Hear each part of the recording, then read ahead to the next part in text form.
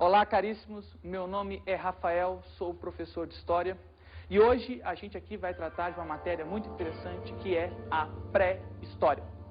Bem, antes de mais nada, a gente tem que se justificar, né? Tem que explicar por que a gente está tratando de pré-história. Afinal, foi um tempo que aconteceu há muitos séculos atrás, há milhares de anos.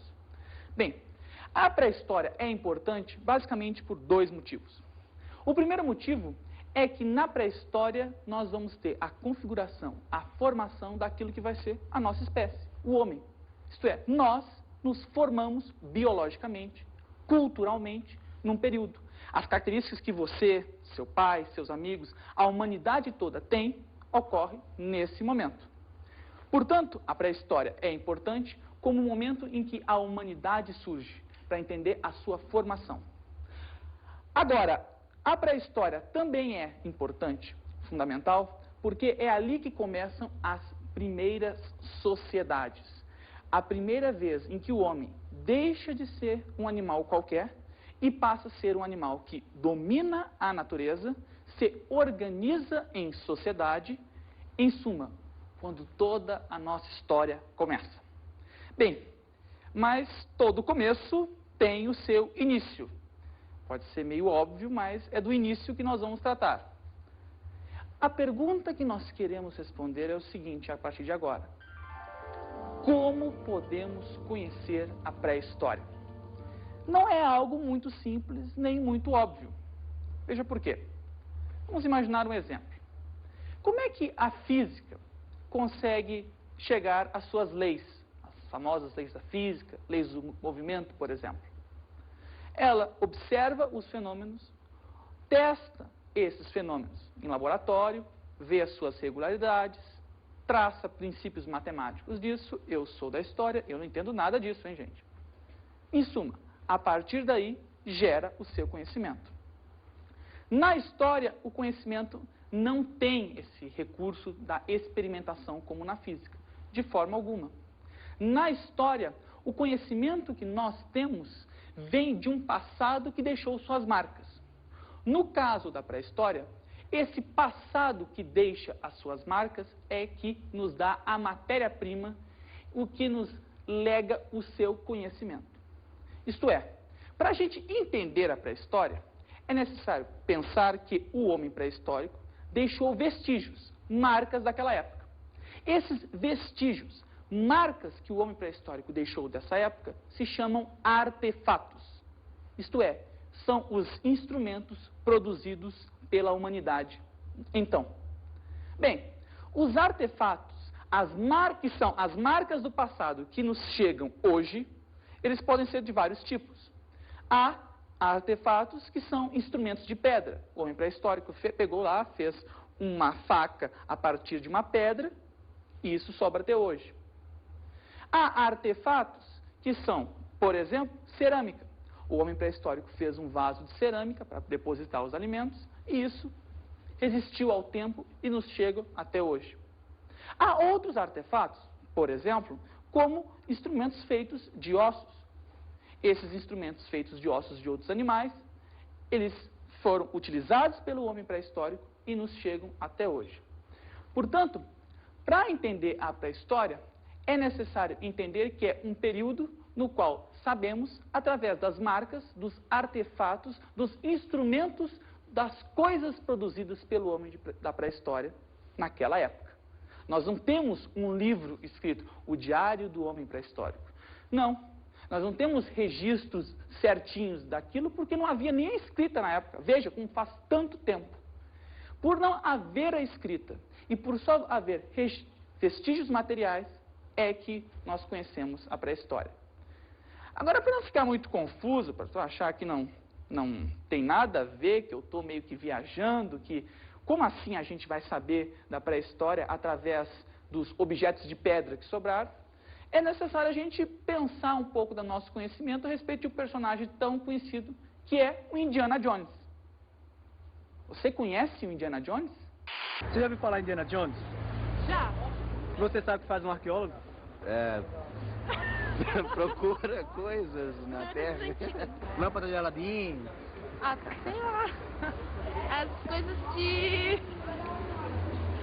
Fósseis. Ah, Isso! Fósseis. ah, não tava gravando.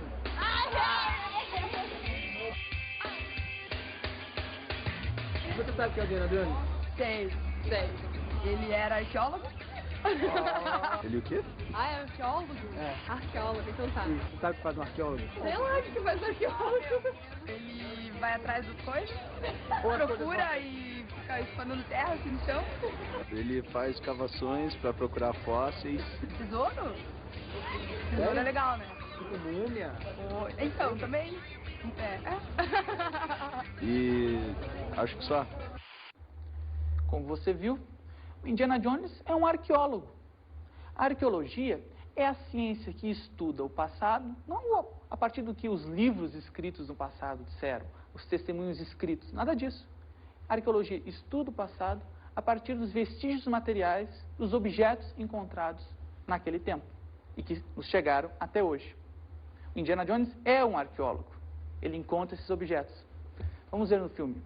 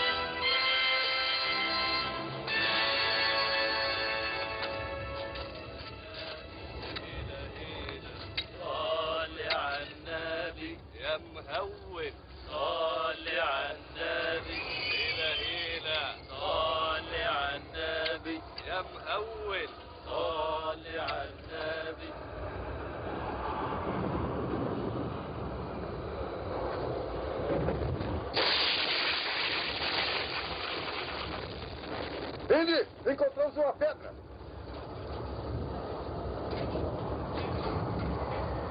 Tirem a areia e limpem as bordas. Olha. Está vendo isso? Está vendo?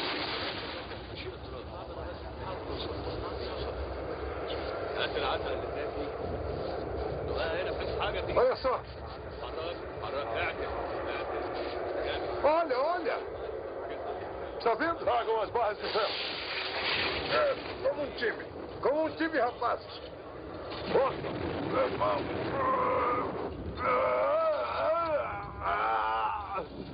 Vamos, como um time, rapaz. Coloquem aí debaixo, vamos. Ótimo. Tenham cuidado, hein?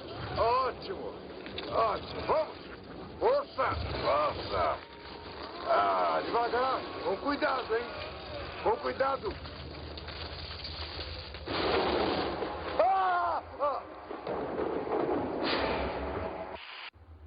Como você viu, o Indiana Jones, na sua descoberta, encontra uma coisa do passado. O local onde o arqueólogo encontra algo do passado, esse vestígio, esse objeto material, se chama sítio arqueológico. O sítio arqueológico para o arqueólogo é como se fosse o local do crime para o detetive. Ali estão todas as provas sobre aquilo que aconteceu. Cabe ao arqueólogo ter a sensibilidade de entender por que um objeto está posicionado num canto, o outro no outro canto, qual a relação entre ambos. Tem que ter sensibilidade, está entendendo? E isso não é muito simples. O sítio arqueológico é o local de trabalho do arqueólogo e é no sítio arqueológico que é através do sítio arqueológico que nós conhecemos a pré-história. Agora, uma dica importante. Nem tudo aquilo que está no sítio arqueológico, nem todo vestígio material que sobra do passado fez parte do homem pré-histórico. Não confunda. Um objeto de pedra, por exemplo, não necessariamente é feito pelo homem. Ele pode ser uma pedra pode ter caído de um morro, pode ter adquirido um formato, parece que foi feito para lascar, mas não é. Em suma, nem tudo aquilo que é do passado vem do homem pré-histórico. Isso vai ficar muito claro, por exemplo, quando vocês chegarem na televisão e virem aquelas notícias. Ah, encontrado um ancestral do homem de mais de não sei quantos milhões de anos. Quem disse que é homem? Isso só interessa à pré-história se esse ancestral, se esse fóssil encontrado no sítio arqueológico está associado, por exemplo, a instrumentos. Se junto dele parece que houve uma fogueira, se junto dele parece que houve uma pedra para lascar. É assim que interessa. Quando o fóssil está associado junto a instrumentos no sítio arqueológico. Senão pode ter sido um ancestral muito antigo, mas que pode parecer o homem, mas pode ser um macaco, por exemplo. Em suma, o que significa tudo isso? Significa que o homem é o animal que vive, que se organiza a partir dos instrumentos. Ele produz seus instrumentos e depende deles. Portanto, meus caros, quando vocês virem essas notícias por aí, tomem cuidado. Pode não ser um ancestral do homem, pode ser coisa que interesse a paleontologia, a biologia. Mas o que importa aqui é quando você encontrar o vestígio e ter ali, esse homem tinha instrumentos de pedra. Muito bem, ele praticava, ele fazia os seus instrumentos. Ele é um homem, ele é um ancestral nosso. É isso que importa saber. A divisão da pré-história, os períodos no qual a pré-história se encontra dividida, é o que veremos agora. Basicamente, a pré-história está dividida em 3 grandes períodos: Paleolítico, Mesolítico, Neolítico. O Paleolítico é o período da pedra lascada. É o período mais antigo da humanidade. Da origem do homem até 10.000 a.C. é a abrangência dele. Naquele período, os homens fabricavam seus instrumentos de pedra através de lascamento. Isto é, eles pegavam a pedra, tocavam uma com a outra, e o que resultava, a pedra lascada, era o que ele fazia para cortar a carne, para cortar as frutas, por exemplo. Né? Isso era o instrumento que ele fazia naquela época. O período do Mesolítico é o período intermediário. Ele vai mais ou menos ali do 10.000 a.C. até os 8.000 a.C. É a mudança daquela sociedade da pedra lascada para uma nova sociedade, uma sociedade diferente. Essa nova sociedade é o terceiro período, o Neolítico, ou período da pedra polida. É lá que o homem fabrica os seus objetos, fabrica os seus instrumentos, não mais com lascamento. Ele lasca a pedra, é evidente. O que sobra, ele começa a polir, ele começa a trabalhar aquele instrumento lítico, aquele instrumento de pedra, aquilo que vai virar sua faca. Polindo, vai fazer com que aquilo resista mais, dure mais, enfim, seja muito melhor utilizado. É, de certo modo, não parece, mas é um avanço tecnológico. Agora, se você reparou bem, os critérios para diferenciar um período do outro são os critérios daquilo que o homem produziu. Veja, o homem produz seus instrumentos para se manter, só que essa produção varia de acordo com o tempo. A divisão da pré-história está baseada exatamente nisso. O que o homem produziu em cada tempo e a diferença de um momento para o outro. Isto é, os instrumentos que ele produziu em uma determinada época e o seu avanço em uma época depois. Da pedra lascada até a pedra polida. Bem, em termos de divisão da pré-história, a coisa está mais ou menos clara. Mas não é só nos objetos que o homem produz que nos interessam aqui saber. Tem muita outra coisa. E das outras coisas, antes de a gente começar, eu vou soltar uma perguntinha para ver se você está ligado. Você sabe o que é hominização? O processo de hominização nos mostra o longo caminho percorrido pelo homem para conquistar o ambiente natural. Ou seja, como o homem conseguiu ser o animal que domina a natureza. O processo de hominização é quando o homem se formou homem. Isto é, quando a humanidade adquiriu as características que ela tem hoje. Essas características ocorreram ao longo do tempo. E isso é importante entender. Até aquilo que nós somos, enquanto constituição física ou cultural, é algo que se formou ao longo da história. Agora, é interessante saber como o homem adquiriu essa constituição que nós temos hoje. Há várias teorias para tentar entender como o homem adquiriu essas características. Nenhuma está provada, mas são interessantes para a gente refletir como a gente se tornou aquilo que é hoje. A primeira delas é a teoria do bipedismo. Segundo a teoria do bipedismo, o homem adquiriu suas funções atuais quando começou a andar assim, com as duas pernas. Liberando as mãos do processo de caminhar, ele começou, segundo a teoria do bipedismo, a fabricar instrumentos, começou a utilizar a sua inteligência e canalizá-la nas mãos. Isso teria feito com que o homem conseguisse maior conhecimento, evoluísse e se tornasse aquilo que é hoje. Isto é, caminhando, o homem chegou ao que é hoje. Mas essa é uma teoria. A outra teoria é a teoria da caça. Segundo a teoria da caça, o homem adquiriu as características que tem hoje através da caça.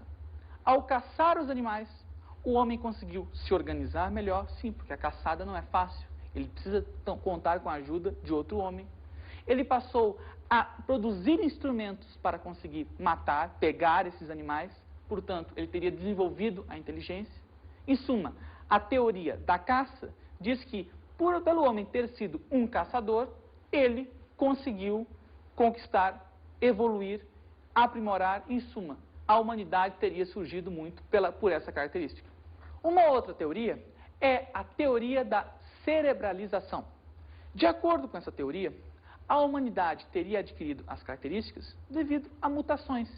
Isto é, alguns seres haviam surgido com mais inteligência do que outros, tendo maior capacidade do que outros. Portanto, a inteligência humana, aquilo que tanto singulariza a todos nós, teria vindo de uma mutação. Essa é a tese da cerebralização. E, por fim, uma outra teoria aceita é a teoria da linguagem. Segundo a teoria da linguagem, a humanidade teria adquirido suas características de acordo com a capacidade do homem se comunicar com o seu semelhante. Isto é, pelo fato de o homem se comunicar, ele está vivendo em sociedade, ele está organizando atividades, sejam elas de sobrevivência ou não, ele está se socializando, e isso faz com que haja um progresso tanto da humanidade como um todo, como um progresso intelectual do próprio homem. Portanto, seria a linguagem a capacidade do homem se conviver e demonstrar, isto é, associar a sua fala com a de outro, que teria a humanidade obtido esse sucesso todo. Agora, todo cuidado. Nenhuma dessas teorias está provada. Na verdade, hoje acredita-se que tanto a interação de fatores culturais, como a caça, quanto fatores biológicos, como a suposta cerebralização, seriam aquilo que formou o homem. Não uma teoria que explique tudo, mas a interação de diversos fatores. Aspectos culturais e biológicos são inseparáveis para entender a humanidade. O Paleolítico, período da Pedra Lascada, é um dos períodos mais importantes da história do homem. É nele que o homem adquire essa configuração, essas características que tem hoje. O processo de hominização ocorre no período Paleolítico. Agora, para entender esse período, que foi o mais longo da história da humanidade, vamos dar uma olhada num filme muito interessante. Os Flintstones é um desenho bem legal, mas em termos históricos a gente tem que tomar cuidado. Uma coisa é divertimento, outra coisa é história. Os Flintstones, eles moravam em casas. No período do Paleolítico, nós veremos, o homem era nômade, não necessariamente fixo no local. Os Flintstones moravam em cidades. Isso não existia no Paleolítico e muito menos em boa parte da pré-história. Então, tome cuidado. Os Flintstones são muito bons, mas não para estudar história. Bem, agora para entender melhor tudo isso que a gente está falando, vamos ver as características do Paleolítico. Uma primeira característica que nós veremos é a característica do período da Pedra Lascada. O Paleolítico é o período no qual os vestígios arqueológicos nos mostram que o que foi encontrado lá foram pedras que foram lascadas, batidas uma com a outra e o resultado utilizado como instrumento. Algo muito simples em termos tecnológicos. Um segundo ponto é que o Paleolítico é o tempo do comunismo primitivo, isto é, um período no qual não haveria desigualdade social, todos seriam iguais, um período que não haveria propriedade privada, isto é, ninguém seria dono de terra nenhuma, tudo seria de todos. Uma terceira característica do Paleolítico é o matriarcalismo. Segundo teorias, o matriarcalismo seria o período no qual não haveria essa diferenciação entre homens e mulheres. Mais especificamente, a mulher não estaria submetida ao homem. Por quê? Segundo essas teorias, o homem estaria tão encantado com a capacidade de gerar a vida que a mulher tem e que ele não tem, que ao invés de submetê-la, haveria um certo respeito. Não entendendo aquele fenômeno, o homem o respeitaria. Segundo essas teorias, o fim do matriarcalismo também se dá nisso. O homem não aceita mais esse caráter mágico, que é a fertilidade da mulher, e tentaria submetê-la. Mas são teorias, né? Mas teorias relativas a esse período. Uma outra característica é o domínio do fogo. É no Paleolítico que o homem consegue dominar a feitura do fogo. Antes havia fogo, raios caíam, provocavam fogo, mas o homem não dominava essa técnica. Através, de novo, do lascamento das pedras, do atrito entre as pedras, o homem consegue formar, consegue produzir o fogo. E mais uma outra característica é que durante esse período ocorrem as pinturas nas cavernas, também conhecido como arte rupestre. A arte rupestre também é um dos vestígios que sobram daquele momento. Pinturas nas cavernas feitas pelo homem pré-histórico para retratar o seu cotidiano, segundo alguns também com um caráter mais sagrado, são dessa época. Uma outra característica é o Paleolítico ser o período do homem das cavernas. O homem habitaria as cavernas. Aquela ideia, aquela imagem do homem das cavernas que nós temos é no Paleolítico. Mais uma característica é que no período Paleolítico seria o período dos caçadores, pescadores e coletores. Isto é, para o homem sobreviver, ele teria que caçar, ou pescar, ou coletar alimentos. Importante, o Paleolítico é o período em que não há agricultura. Isto é, o homem não inventou a agricultura ainda. O ato do homem plantar para colher os seus alimentos não existe aqui. Isso ocorre depois, nós vamos ver, lá no Neolítico. Aqui ele caça, ele pesca, ele coleta alimentos. E assim ele vive de forma nômade, circulando pela natureza em busca dessas riquezas. O período Mesolítico é o que veio posterior ao Paleolítico. Basicamente é uma sociedade de transição do momento do Paleolítico para um outro momento, o do Neolítico. Nós veremos logo a seguir. O período Mesolítico é uma transição de uma sociedade que praticava a caça e a coleta para outra sociedade que vai praticar a agricultura, de uma sociedade nômade para uma sociedade sedentária. Neolítico, o período da pedra polida, é a última etapa da pré-história. O mais importante do Neolítico é salientar que é nele que ocorre a Revolução Neolítica ou Revolução Agropastoril. Isto é no Neolítico que surge a agricultura. É o grande feito do período. A agricultura vai ser aquilo que vai marcar a humanidade e que vai fazer com que o homem mude. Isto é, a grande transição da pré-história para os tempos atuais é a agricultura. Bem, mas para entender o Neolítico, vamos tentar ver algumas de suas características, tentar entender como poderíamos caracterizá-lo melhor. Uma das características do Neolítico é ele ser o período da pedra polida. Isto é, a pedra polida nos mostra um melhor avanço tecnológico. Não é simplesmente lascar a pedra. Poli-la garante uma maior durabilidade, garante um maior uso dela. Uma outra característica é ser uma economia produtora de subsistência. Isto é, agora se produz. Se produz para se manter, não se efetua comércio num primeiro momento. Produtora vem da agricultura, para subsistir, para se manter vivo. Uma outra característica é o sedentarismo. Com a agricultura, o homem vai se tornar sedentário, isto é, fixo no local onde planta. Ele tem que estar fixo, porque ele tem que cuidar da agricultura, cuidar da plantação. Ele não pode circular por aí. E também não tem por que ele circular por aí, porque ao mesmo tempo ele vai cuidar da agricultura, vai conseguir pastorear os animais, o pastoreio, enfim, é o processo da sedentarização do homem. Uma outra característica é que nesse processo ocorre o excedente produtivo, isto é, com a agricultura o homem vai começar a plantar seus alimentos. Vai ocorrer um excedente, uma sobra disso. E esse excedente vai começar a ser controlado. Aí sim, depois ele vai começar a ser comercializado. O excedente que se produz, o excedente produtivo, é uma das características do período do Neolítico. Uma outra característica é que nesse período ocorre a divisão do trabalho. Isto é, durante o Neolítico, para controlar esse excedente produtivo, para controlar aquilo que foi produzido na agricultura, há uma divisão dos trabalhos entre aqueles que são os camponeses, os agricultores em si, e depois, como nós veremos, aqueles que vão começar a cuidar desse excedente, administrar esse excedente. Isso aí é numa outra etapa. Agora, o período do Neolítico, ele tem uma fase final muito importante. A fase final do Neolítico, importante, é a Idade dos Metais. A Idade dos Metais, período final do Neolítico, representa todas as grandes transformações que vão mudar a humanidade a partir desse momento. É o final da pré-história. Agora, para entendermos isso, é necessário entendermos algumas características daquele período. Uma das características é o desenvolvimento da metalurgia.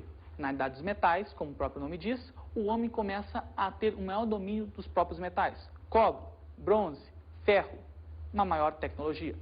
Uma outra característica é o desenvolvimento das forças produtivas. Isto é, o homem consegue produzir mais, controlar esse excedente produtivo, em suma, é um desenvolvimento econômico naquele período.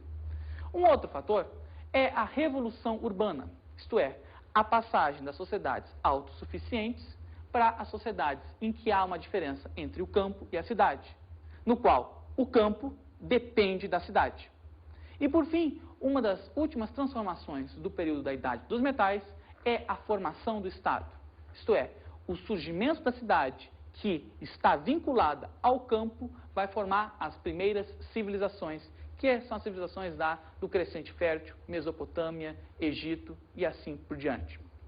A Revolução Urbana, o período da Idade dos Metais, principalmente a Revolução Urbana, nos legou duas grandes transformações, duas grandes consequências. Primeiro, a diferenciação social, isto é, agora a sociedade vai se organizar entre aqueles que produzem os produtos agrícolas e aqueles que controlam os produtos agrícolas, e a formação do Estado, uma organização que não existia na pré-história, que vai ter como função regular essas trocas entre esses produtores e esses consumidores que estão controlando. Portanto, o Estado vai administrar esses excedentes que foram produzidos. É por isso, por exemplo, que surge a escrita. A escrita não surgiu de forma para escrever poemas, declarações de amor, nada disso. A escrita surge para controlar esse fluxo daquilo que é produzido no campo, que é controlado pelo Estado e que é distribuído para a sociedade. Não muito romântico, mas o surgimento do Estado, dessas primeiras civilizações, vai ter como origem isso. Mas quando surge a escrita, surge aquilo que alguns chamam de história, porque a pré-história é o momento antes da escrita. Mas aí a coisa é diferente e a história continua. E agora vou apresentar para vocês algumas dicas de estudo.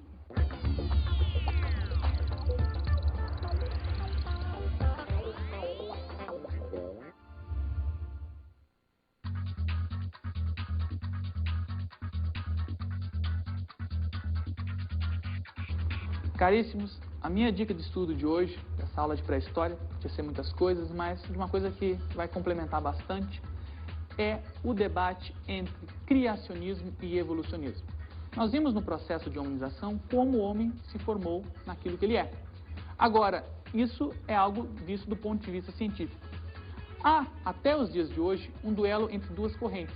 O criacionismo, que prega que o homem surgiu de acordo com a versão da Bíblia, isto é, a história de Adão, ou o evolucionismo, a ideia do Charles Darwin, que fala que o homem e o macaco têm um ancestral em comum, que o homem nada mais é do que um fruto da evolução das espécies. Pois muito bem, esse debate, que é muito interessante e é um debate atual de algo que pega para a história, você pode encontrar no filme O Vento Será a Tua Herança, do diretor Stanley Kramer. O filme retrata a história real do professor Scorpes, que em 1925, lá nos Estados Unidos, foi preso por ensinar a teoria da evolução das espécies do Darwin em sala de aula. Foi preso, foi julgado, houve uma grande mobilização lá nos Estados Unidos contra isso, mas foi condenado, porque ensinou que o homem e o macaco tiveram um ancestral em comum, que ensinou as teorias do Darwin, ao contrário das teorias criacionistas, que têm um cunho religioso. Um bom filme para mostrar que muito daquilo que a gente viu em pré-história ainda existe nos dias de hoje. Bem, pessoal, mas é isso. A gente se vê por aí. Grande abraço.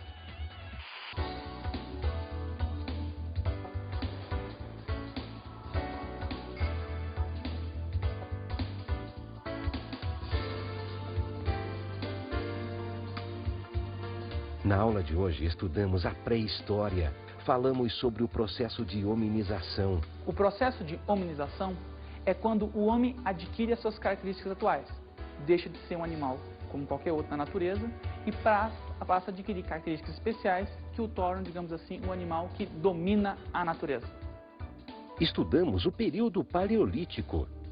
O paleolítico, período de maior duração da história, da pré-história e da humanidade, ele se caracteriza por ser o período do homem caçador, pescador e coletor, isto é, o homem nômade, que não está fixo porque não domina a agricultura não é desse período, mas um homem que consegue dominar o meio natural através de conquistas, por exemplo, que é saber utilizar o fogo. E aprendemos sobre o período neolítico. O neolítico, período da pedra polida, é quando ocorre a revolução agropastoril, isto é, quando surge a agricultura, quando o homem consegue dominar o meio natural plantando os alimentos e pastoreando os animais. Ele se sedentariza. As transformações do Neolítico vão ser responsáveis pelo surgimento da escrita, pelo surgimento do Estado e das primeiras civilizações. Bons estudos!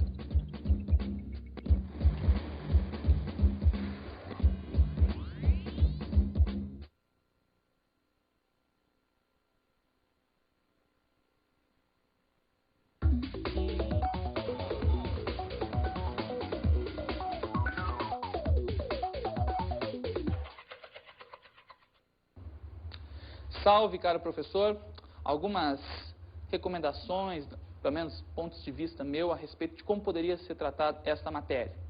Acho que o interessante da pré-história é pensar o seguinte: nem tudo que parece nem tudo que é óbvio é natural, isto é, existiu sempre. Isso é importante passar para o aluno. Importante passar para o aluno, por exemplo, que a agricultura surgiu em um determinado momento e provocou grandes mudanças. O Estado surgiu em um determinado momento e provocou grandes mudanças. A escrita surgiu em um determinado momento e provocou grandes mudanças e alterações. O mesmo com a nossa constituição física, o processo de hominização, como o homem tornou-se aquilo que ele é. Algo interessante para ser tratado. Um outro detalhe mais específico da Revolução Neolítica é tentar fazer um paralelo entre a Revolução Neolítica e a Revolução Industrial. Isso está no material didático. Perceber que elas foram os dois grandes saltos produtivos da humanidade. Isto é, com o surgimento da agricultura e com a indústria fabril, nós temos aqui saltos imensos, saltos significativos, a humanidade se transformou depois disso. Bem, e por fim, não deixe de trazer a pré-história para os dias de hoje. Difícil, mas nem tanto impossível. Um exemplo disso, a polêmica criacionismo-evolucionismo. Isto é, se o homem surgiu de acordo com o texto bíblico ou se o homem surgiu de acordo com a ciência, de acordo com a tese do Darwin. Acho que é interessante levar isso, porque isso é ponto ainda em discussão nos dias de hoje, tanto nos Estados Unidos como em algumas partes do Brasil de atualmente, com alguns casos a respeito. Bem, mas o professor sabe muito bem lidar com seus pupilos, espero que tenha boa sorte nessa matéria e a gente se vê por aí. Grande abraço.